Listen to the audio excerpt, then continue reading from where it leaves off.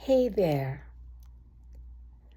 Para sa inyong mga kaalaman, nag-rebrand ako ng aking channel, ng YouTube channel. Dito, ang aking mga topics ay ang OFW experiences. Gusto kong ipaalam sa inyo ang mga bagay-bagay na dinadanas ng mga OFW. At ang mga istorya o topic na ilalahad ko dito sa aking channel ay hindi ko binuo. Ito ay naging journey ng buhay ko. Napunta ako dito sa Amerika, na pinalad ako na maging OFW. Mahirap man ang aking dinanas, hindi madali ang mahiwalay sa mga pamilya, sa iyong magulang, sa iyong mga kapatid, mga kaibigan, at pamilyar na paligid, pamilyar na pagkain. At doon, sa mga hirap at mga natutunan, naging lalo akong tumibay. Kailangang isipin ko ang sa sarili ko, ang bagay na maitutulong sa akin na ako'y nasa ibang lugar para naman in the future na pwede na akong tumulong, makapagpadala man lang kahit bayan box, kahit man lang ilang pirasong corned beef, lotion, kape, at lalong-lalo na ang hinihintay nilang mga sapatos, rubber shoes, Adidas, Nike. Pero wag muna, una muna. Anong pangalan ng store na yon? Ross. Mas mura doon. Kaya kahit irregulars, pwede na rin. Meron tayong mga kamag-anak, meron tayong mahal sa buhay na mapili, pero madami rin. Basta meron tayong may abot sa kanila, maligaya na sila. Ang isa pang topic na gusto kong ibahagi sa inyo ay ang addiction recovery. Malalim at malungkot na kwento yan.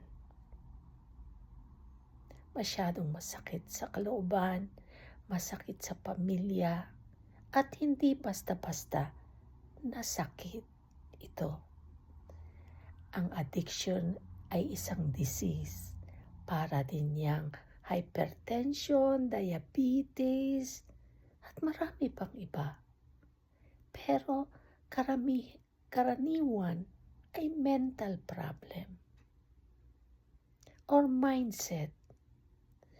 Ano man ang pwede nating itawag. Hindi ko sinasabi na suportahan natin sila. Okay lang yung ginagawa nila. Pero meron mga para-paraan na pwedeng gawin o suporta para sa kanila. At yan ay tatalakayin natin para makatulong kung sino man ang mangangailangan ng tulong tungkol dito. At ang gusto kong makarating sa mga pamilya, kung papaano sila magiging parte ng recovery ng mahal nila sa buhay. At ang huli kong gustong talakayin ay yung isa ako ngayon na nandito sa sitwasyon. Life after 60. akin, mabilis ang panahon. Hindi ko inaakala na makakarating ako dito sa puntos na ito na ako'y 65 years old na. At lalong naging matatag at madaming karanasan na gusto kong ibahagi sa lahat ng makakagustong padinig ang mga kwento ko, ang karanasan ko, ang aral na binigay sa akin ng buhay. Kung ano man yung mga naranasan ko na ikadadali naman ng iba, ibabahagi ko. Nung una, nag-iisip ako. Gustong-gusto kong, mahilig akong sumulat kahit maliliit na bagay, mga, basta artistic ako. Gusto ko yung mga magagandang word na nai-imagine ko. Pwede kong gawa ng kwento sa isip ko. Gusto ko yun. Kaya ngayon, natutuwa ako at natagpuan ko ang YouTube. Meron din akong Facebook. Meron akong Instagram. Ano pa mang meron ako? Yun, yung dalawang yun. At nag-enjoy ako. Pero mas nagugustuhan ko ang YouTube kasi yung parang mas gusto kong may open ang buhay ko. Mas mahaba ang kwento. Kaya sana naman sa pagbabago ng aking sa pagre-rebrand ko, sana'y samahan niyo ako dito sa journey ko. Pipilitin ko at bibigyan ko ng halaga ang mga contents na ibabahagi ko sa inyo. Kapares nga na sabi ko, 65 years old na ako. Kung minsan, patawarin niyo ako, pagpasensyahan niyo ako, dahil minsan nakakalimutan ko kung ano sasabihin ko. Kaya ipaalaala niyo na lang sa akin kung pwede.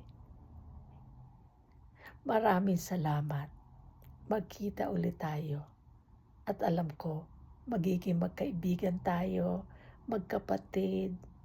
Basta, kahit anong relasyon meron tayo, basta tayo mga masaya at nasa mabuting kalagayan.